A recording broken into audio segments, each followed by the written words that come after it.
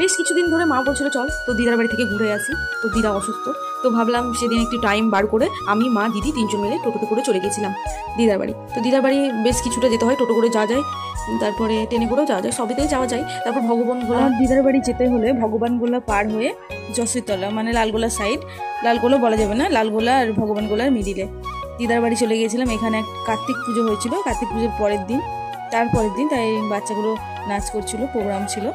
আর দিদার বাড়ির কোনো ভিডিও নেওয়া হয়নি। দিদাকে আমরা নিয়ে যাচ্ছিলাম আমাদের বাড়ি, যে চলো ঘুরে আসবা, কিছুদিন থাকবা, তাই দিদাকে নিতে এসেছিলাম। তো এখানে একটা মন্দির আছে, কালী মন্দির, এই মন্দিরটি খুব জাগ্রত, সবার মনস্কামনা পূরণ করে। এরপরে যখন দিদার বাড়ি আবার আসবো তখন মন্দিরের ভেতরটি পুরো ঘুরে দেখাবো। আর এর একটি ঐতিহাসিক ঘটনাও আছে, সেটা তোমাদের সঙ্গে শেয়ার করব। স্থানীয় লোকেদের মন্তব্য যেটা, সেটা তুলে ধরার চেষ্টা করবো পরের ভিডিওতে। তো আমি মা, দিদি আর দিদাকে নিয়ে চলে যাচ্ছিলাম।